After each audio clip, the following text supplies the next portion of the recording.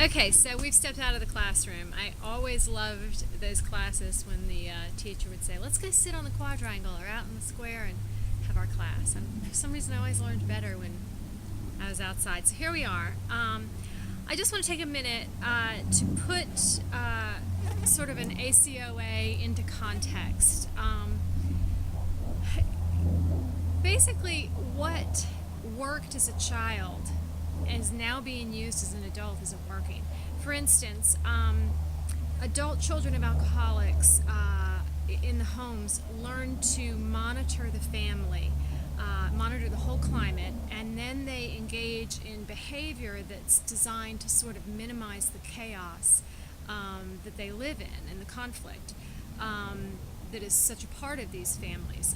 For instance, they'll withdraw or they'll placate. They'll try to please. They'll do anything to minimize. In adulthood, when they use these same sort of tools, it doesn't work so well. So when an ACOA is faced with stress, it'll lead to maladaptive behaviors such as rigidly controlling their surrounding environment, or self-protective behaviors, the defensiveness, lack of trust, the withdrawing. These things don't go well in your relationships or your workplaces. So essentially what's happening is, even as an adult, if the ACOA intellectually understands that it's illogical to think that they had any responsibility or effect on their parents' behavior, even when they intellectually understand this, the emotional conditioning that took place in those vulnerable developmental times is it's just not easily undone. These are automatic reactions to stress that play out in our lives today. So from there, I guess I'll go into my story, but I'd like to begin my story with telling you, sort of tattletaling on myself about a little bit of a bias I had. I was raised in a home where my dad was a pretty bad binge drinker. Being a binge drinker, and he also traveled a lot, we had periods of normalcy. Sort of normalcy. But I wasn't abused, I wasn't neglected. It was actually a very, very loving home. But there was this secret, this skeleton, this embarrassment and this fear and anxiety, always. My dad went into recovery when I was about 12. Okay, so we fast forward to graduate school my first time around, and I didn't finish the degree, but while I was there, I was 22, 23 years old. In 1978, this was 1985 when I was in graduate school, 86. In 1978, an article had come out in Newsweek about adult children of alcoholics, and so about the time of 85, 86, it had become sort of a mainstream thing. And I don't know about you guys, but whenever I've seen sort of the public learn about a diagnosis or the names, and especially with shows like Oprah and that kind of thing, we've all become pretty savvy with issues and diagnoses, and we talk about them a great deal. Well, back then it was sort of what I like to call the issue du jour. It was a very popular issue to talk about. And in graduate school, I would hear people talk as how that they were an ACOA and that they had all these sorts of problems. And I remember sitting there going, well, my dad was an alcoholic and I'm fine. Or, they just need to, kind of get over it. And obviously unprepared to become a counselor at that time. So fast forward again to the year, I think it was like 2001. I was a young mother, and my then mother-in-law, now my ex-mother-in-law, and she is a pretty heavy alcoholic. And I found that I would find any way of avoiding her. I would make excuses. I would pick fights with my husband.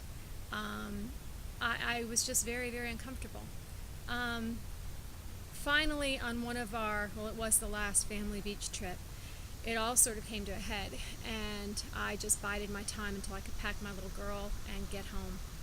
And on my way home, we stopped at a bookstore because in my mind I was going to fix the situation.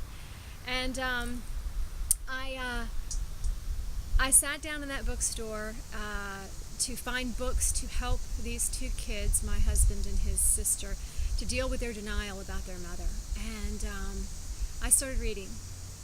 And hours later, I left that bookstore and realized that I was the one with the problem. I didn't have a drinking problem, but I had some real residual stuff from my growing up as an ACOA now.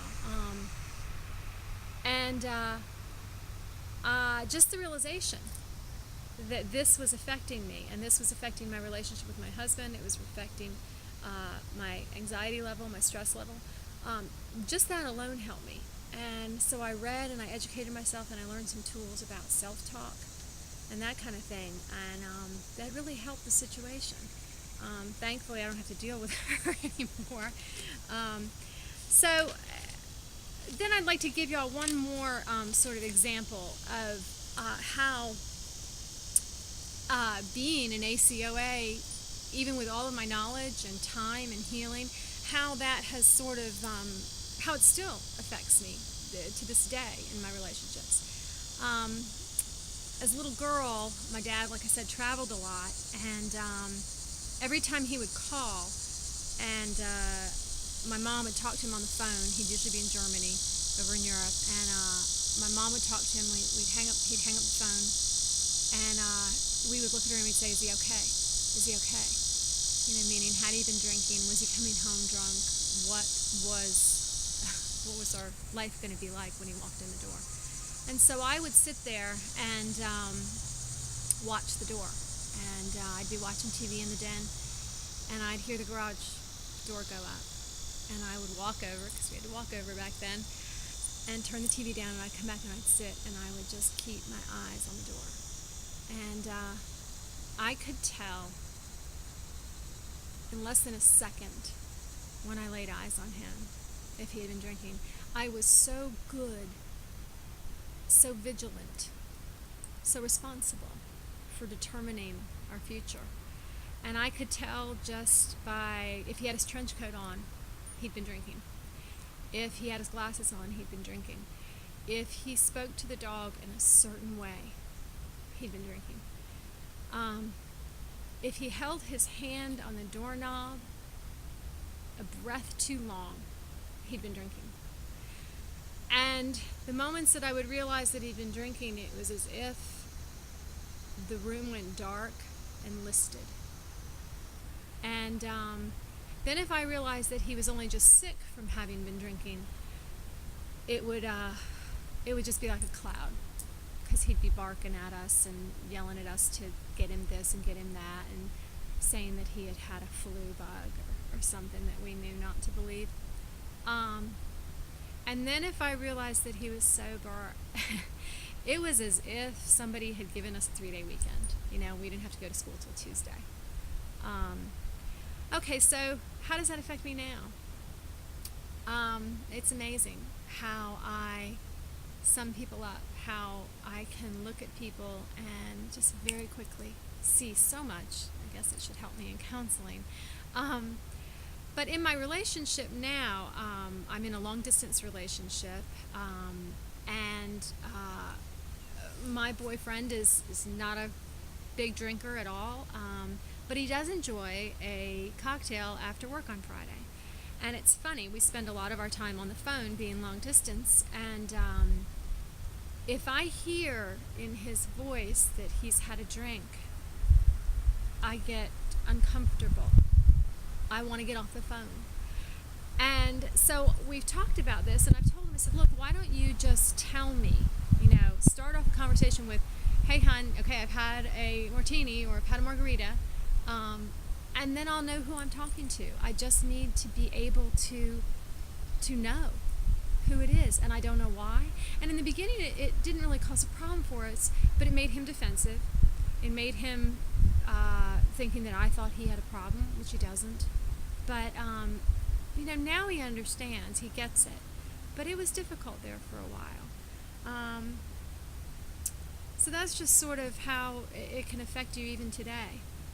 But since then, a lot of education, a lot of time and healing has taken place.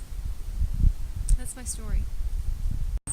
So, I'm almost 50 years old, and a lot of time has passed, a lot of education, a lot of healing, a lot of love. But even with them gone,